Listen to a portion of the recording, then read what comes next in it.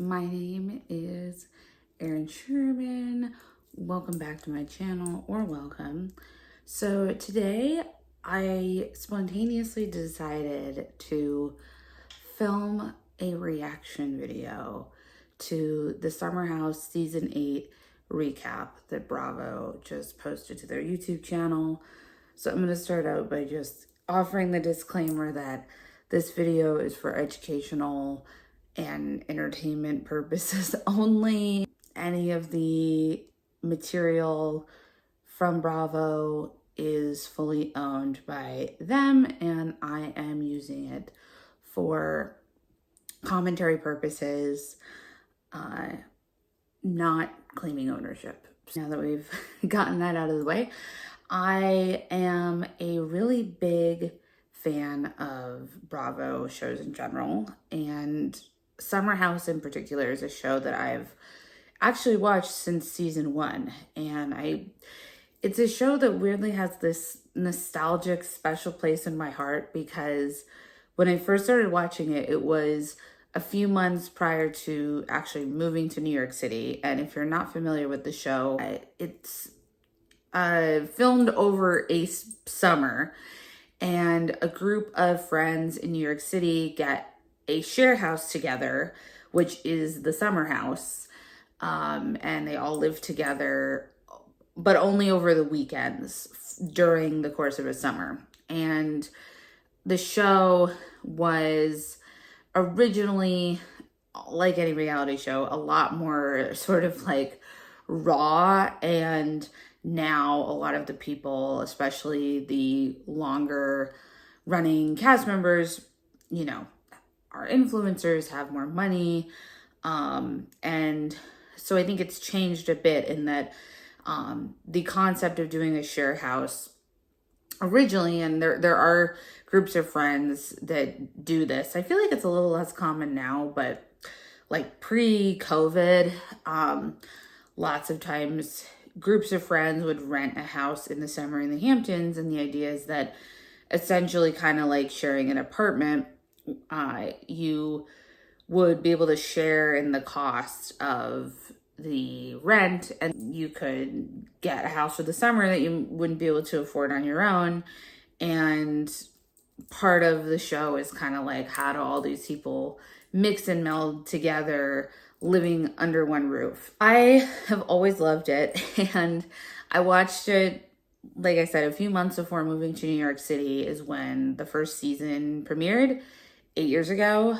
We're going into season 9 this year. In a way, it sort of prepared me mentally for moving to the city. And then since moving out of the city, I think it's almost like a little nostalgic for me to revisit just places and things and people in New York. And also, my husband used to live in an apartment complex actually called Summer House in Stamford, Connecticut. And it's a long story, but I actually knew of that before we met. And it was almost like one of those little signs from the universe, or however you want to put that, that I felt like told me that we would be right for each other. And so the show kind of holds this special place in my heart. And I love the show itself. And I'm very opinionated on all of the different cast members, and I've watched every single episode. And so I am really excited that tonight season 9 is premiering, but I just thought it would be fun to do like a little reaction catch-up video and to watch the season 8 recap, which I think was it was sort of a turning point in the series, because of Carl and Lindsay's relationship coming to an end, and then now Lindsay having met someone else and had a baby with that person, and how that's going to play out in the show. So I'm really interested. And now that Paige and Craig have broken up, I think also that adds like another element too And I'm honestly shocked to say that Kyle and Amanda have not broken up yet, which, you know, I have many opinions on if maybe they should have broken up already, but okay, so I'm just gonna get into the show because I've blabbered on for 6 minutes already, and let's recap season 8. You're really gifted at playing victim. Well, there's no more points to this conversation. You've made the decision clear. I thought she would react a little differently. God, he told me he wants to call off the wedding. So starting with the climax of season 8, which is Carl and Lindsay breaking up and calling off the wedding. She's gonna spin this and tell everybody she's blindsided. I feel very blindsided. I'll be the bad guy. That's fine. But she's blind to the things that have gone on the last year. You fun, man? Very. I will say, I do think as far as Carl and Lindsay's relationship, I sort of hold the opinion that I think is the general consensus, which is that they were not right for each other, and it's good that they ended their engagement because they were not two people who should have been getting married. I think they both did things that were right and wrong. You know, I think Carl sort of tried to manipulate things to make himself come off as the victim at Lindsay's expense. And I think also just wasn't good at communicating his feelings to her. And also went behind her back, like when I'm sure it'll be in the recap, but when he went to his mom and stepdad and was telling them he was having cold feet, I think that whole thing just like shouldn't have happened and really wasn't fair to his fiance. I think you have to be having those conversations with that person before you're having them with your family members. But, you know, I think there were also things Lindsay said and did, especially related to Carl's sobriety and drug use, that were crossing the line. And I think she did weaponize that against him throughout the season. However, I could also see her side of it, that Carl was very critical of her drinking, and I felt like it was hard for him to deal with the fact that she wasn't going to commit to lifelong sobriety, because she was sober for a period of time when he was struggling, but then went back, which was sort of in season 7. And then in season 8, she went back to drinking and just kind of living as she normally would. And I think it was hard for Carl to deal with that. And I think instead of even acknowledging that within himself and talking to her about it, I think instead he sort of took that out on her and tried to like pressure her to stop drinking, or would sort of shame her for behavior that happened when she was drinking, or would blame things on her drinking. And I also didn't think that was great. So I think ultimately it just was like a mismatch of what they wanted and needed out of a relationship. I think even it may have been more aligned previously, but I think, and sometimes when a relationship gets more serious, you know, you can see things aren't maybe as well suited as you previously thought. And I think that's what happened ultimately here. I don't really feel like there was one villain and one victim. I think they just ultimately weren't a good match. And I do think it was good that Carl called off the wedding, because I don't think Lindsay would have. Wes, by way of Lindsay, he had met Lindsay the prior summer, and this guy's funny. He just has a swagger where he's just like, yeah, I'm me. There's a reason that I come back to the house every year, and it is to spend time with people other than Kyle. Over the winter, I end up taking... See, like, those are the kind of things that make me say, why haven't they broken up yet? Like, I do think, like, making comments like that, essentially saying, I don't want to spend time with my husband, thank God I'm getting away from him, is just like cringe. And I do understand that they live and work together, and even I feel like in my marriage there's a similar thing where we're like together all the time, since my husband works from home and I'm fortunate enough to not have to have a job. You know, like we're together a lot and we don't have very much separation. And sometimes when we have social plans or we're going out and doing something or seeing other people, I will also just get excited more to get out of like the everyday mundane routine. And I do think there's also such a thing as just too much togetherness where you're with each other 24/7. Like sometimes you need to have a little space. But I think there's a way to say that or just not say it, or say it in the way I just did. That's not like just kind of throwing your partner under the bus and sort of like insulting them to, especially to the public. I just think that's like not great. Pregnancy test, definitely not pregnant. And I feel like ever since we haven't been in a really good place. Taking that test really made us start to think about like what's next for us. And we're not ready. I was so crazy. He looks like he came off the Mayflower. Yeah, I don't know when they're ever going to be ready, just considering Kyle is in his mid-40s. And they've been together for how long? I don't know. I kind of feel similarly, though, to how I feel about Kyle and Lindsay, in that I'm not sure Kyle and Amanda are two people who should be having a baby together at this point. So that's all I'm going to say about that. For sure. Yeah. Craig is my sweet, sweet, sensitive child-like boyfriend.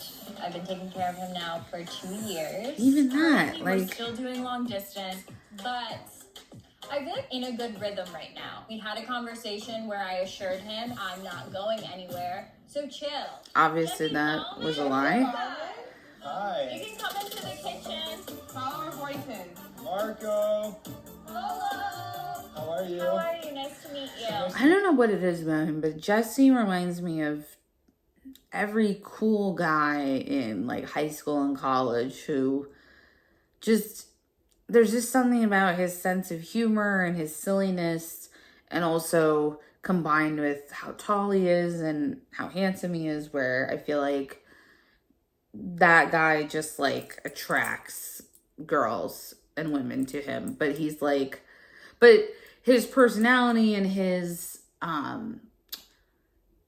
like as far as a relational or emotional element goes, I think he's very immature and stunted. And I'm sort of talking about this trope of guys like this. And but the humor and the handsomeness and all of that really like overcompensates to where people are like just salivating at his very presence. I'm Kate. Whoa, you have practice staffdom.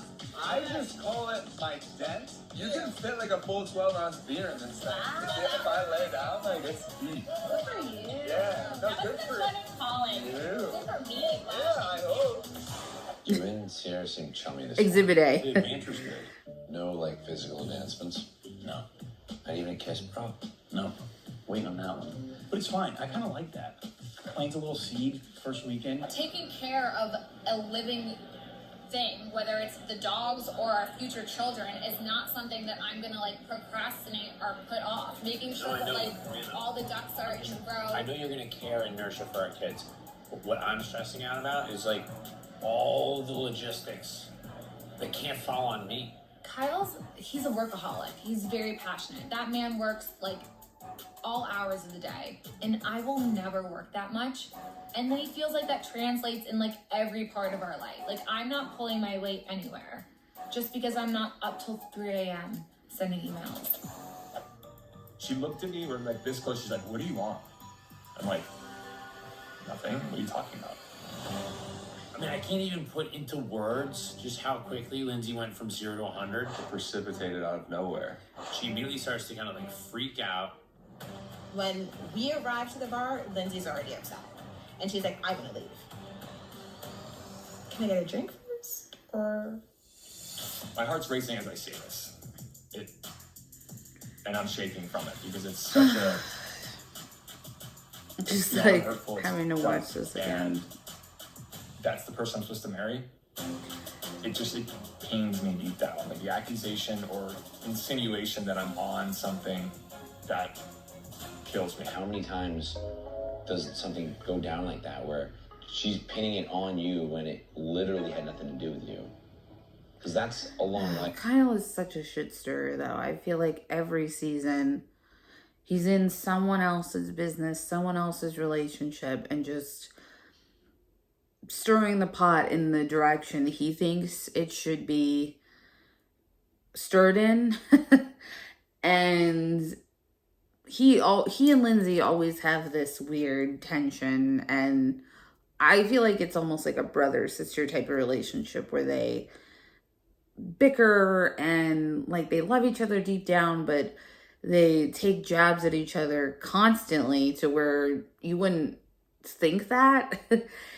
And I think that this is, to me, exhibit A of Kyle doing that. And I don't know that he has a dog in this fight, but his disdain for Lindsay is just causing him to insert himself into this relationship drama that he really has no business being a part of. And I think this is one of Kyle's traits that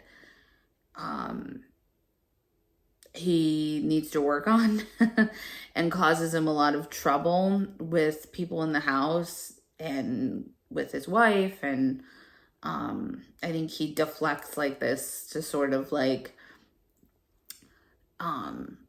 try to speak his mind, but without having to actually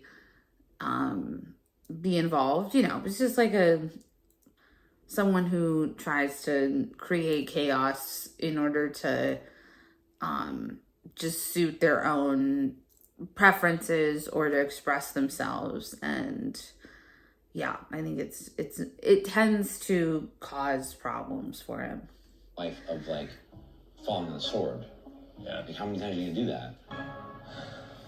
I've been on a zillion first dates in New York City, obviously, but this one, Obviously. the stakes are much higher. If you meet a girl off Hinge and the date sucks, you'll never see him again. Hi, how are you? It's all the Velvet and Candle. Thank you Water so much. okay to start? For me, yes.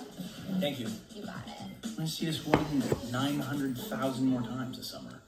So I gotta bring it. Are you hot? Should I like... I remember watching this and Are you nervous? Can you tell? I kind of am. Wait, I love hearing that you're nervous. That fires me up. Can you unzip me, please? Yeah, I can. Should I sleep in another room? That's up to you. Jesus Christ. I'm not Like, spoken are to you? the way you are. No, no one spoke to you. You're accusing me of doing drugs again. No, I didn't. Yes, you did.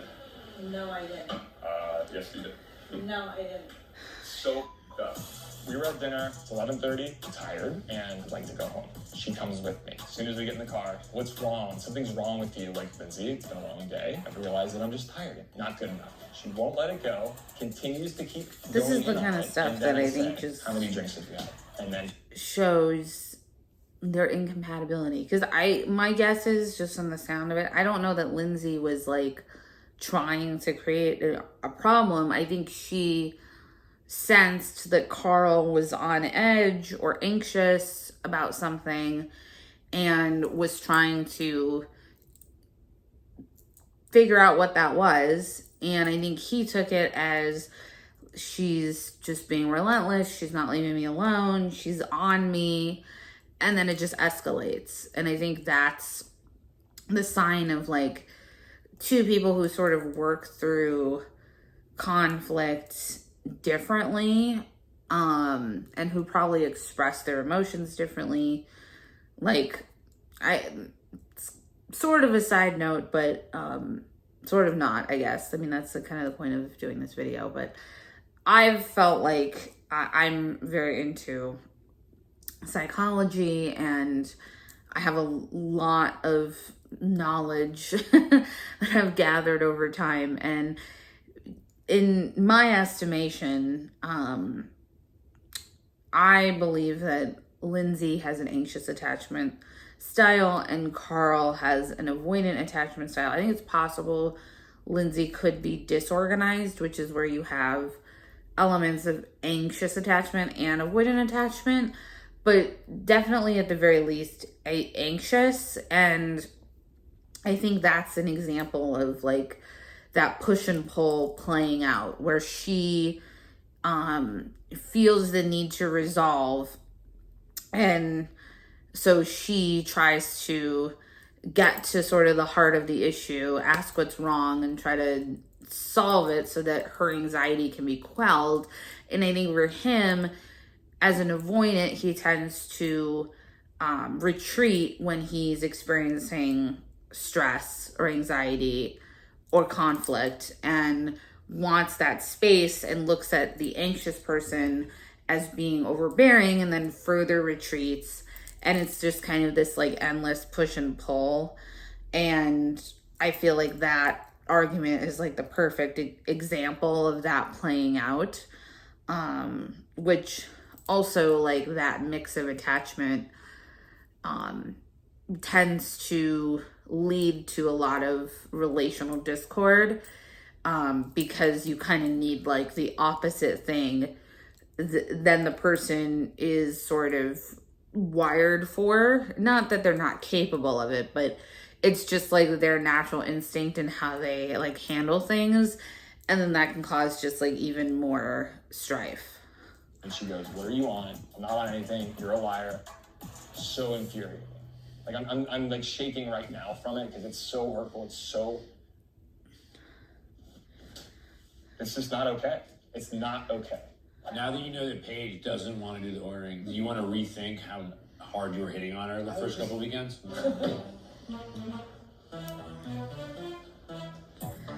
Alright, let's This is Kyle's stirring the pot because Craig is there. I would too. Yeah. You don't want to date someone that wouldn't get hit on. I thought it'd be a funny way to break the ice. See, but then he deflects. I asked Jesse, who's your type? And he's like, probably Paige. Why would you do that? The way that I'm going to murder you in your sleep tonight, you have no idea. See, and then this is Kyle and Amanda and like their iteration of this. I'm not exactly sure. I feel like I don't have a great read on them as far as attachment. Like I could speculate, but it doesn't jump off the page for me. But a lot of times Amanda goes into something I would call like mom mode, where she sort of like scolds Kyle. She sort of like pseudo parents him in these moments, especially when he's creating drama or something like that, or trying to like, you know, stoke the flames. I feel like she'll come in with the hose and try to stop his efforts, and will be very punitive towards him publicly. And I think that's something that just plays out over and over and doesn't work well for them, because I just think on Amanda's end, I think her intentions are good in that she's trying to diffuse the conflict and doesn't want Kyle to come across as the villain. And I think that's where it comes from. But I think she often expresses it in a way that is sort of demeaning to him. And I think he also has a hard time like restraining himself and not sort of being in this pot stirring role. And then also like when Amanda sort of tries to get him to stop, a lot of times he'll just further escalate by like either just avoiding her or pushing back on it or doubling down. And I think then they get into this whole conflict cycle. And, you know, I think it would really behoove Amanda to like find a way to approach that differently with him, or to do it privately and not like in front of the entire group. And I think for Kyle, he really like needs to hold himself back more and hold himself accountable more. Yeah, will you relax? All right, so Like, wound up like a ball of yarn. He's basically so committed to seeing this thing through. Wound up like a ball of yarn. That's a good one. I gotta use that. Through some of the red flags, or not even a red flag. Some of the hardships. What do you mean? The getting married. Tipsy Kyle. So bad. What do you mean that he's so committed to seeing it through? He wants that, the marriage, more than like the actual relationship? Because that's what you're basically telling me right now. I always want to be teammates, and I always want He's to like, be perfectly and like, you own your house in Charleston. I don't want it to feel like, oh, this is mine in your apartment in New York, and I don't have anything of my own. Like, I don't ever want to feel like, I don't like ever feeling like I owe someone money, or like they can call shots because they pay more for something. Like, I hate that. I know that you know that wasn't the case. Yeah, and I wouldn't want you to feel like, oh, the only way she'll really commit is if I'm giving her like rent every month. Do you feel like that? No, I just. Yes. Sounds like you're doing a lot of like concessions or whatever. You know, I mean, obviously we know what happens with that. And, you know, I think I share a lot of the sentiment also that's like the common public opinion of their relationship and breakup, which is that I do think she wasn't ready for a serious relationship, whether, you know, whatever her age is and whether she should be or shouldn't be. I think that's a whole other topic. But the fact is, and I also want to point out, there is no right or wrong age. Like, just because you're a certain age doesn't mean you're automatically ready for something, or like that's what you should be doing, you know. And I think because she's over the age of 30, everyone's like, oh, well, she should be ready. She should be willing to commit, you know. Like, what's the holdup? And I just want to say that, you know, I think there's no right age. And especially for women, I think there's a lot of pressure to settle down, especially once you get past the 30 threshold. But I think she's made it pretty clear that she's not like really ready for commitment. And I think, you know, they've both kind of had wishful thinking going on, where I think she's a little bit in denial of that, or feels that way, but loves him as a person and wants to, like, you know, still be with him and be in a relationship with him. And I think, you know, for him, he is ready for that commitment, for that future, and wanted to be with her, but is sort of ignoring all of the signs she's giving him that she's not ready. And then that's why they ended up in a 3-year relationship that then ended the way that it did, because they just were not really ever on the same page. And I do think she also did string him along a bit in that, like, you know, I think when you're the person who's wanting less, you should, even if you like the person, even if you love the person, that's who you want to be with, you should be clear, even to yourself, that like you're not ready and you're not really wanting the things that that person is wanting. And I do think some of it, you know, just knowing, I'm not really a fan of Paige. Like, there are things I like about her, but I think generally my inner reaction, or just like how I feel, like, you know, without thinking, is that I'm not too fond of her. And I think she can be I think she's a lot more attention seeking than she lets on. And I think she enjoyed like the fame and attention that they got as sort of like Bravo's like prom king and queen. And, you know, I think she enjoyed having like also like a boyfriend like Craig, because I think he was a really good boyfriend to her. And, you know, so like for her, it was a great gig. But I think ultimately, and it even seems like from everything I've watched, like once he was actually willing to move to New York, I think it became too real. And then she realized she didn't want to be in the relationship, and then it ended. So anyway, I mean, you know, just kind of like now when we watch scenes like that, it's kind of retrospective. But at the time, I definitely felt like there was no way that relationship was going to go the distance. I'm not saying that she isn't, but just you never want to get to a point where you're like, I'm doing like a lot. You know what that translates to? Resentment, and that will destroy a relationship. You two will get into a fight and everyone will say like, oh, how's Carl? I feel so bad for Carl. Just because I'm the vocal one, I'm the louder one, I'm more like out there one. I do like, I'm agree the with one to that. blame. What'd you do this week? We're almost done with this modeling contract, so I will be signing hopefully by the beginning of next week. Are you allowed to say what agency? Like, is it Supreme. where is it? We'll get based? into Where- that, but I do actually love Danielle. I'm a Danielle stan. I've been sad to see her downfall the past couple seasons. We'll get into that in part 2. I realized this is going to be too fucking long, so we're going to do part 2. This is the end of part 1. Stay tuned for the second half of the Summer House Season 8 recap.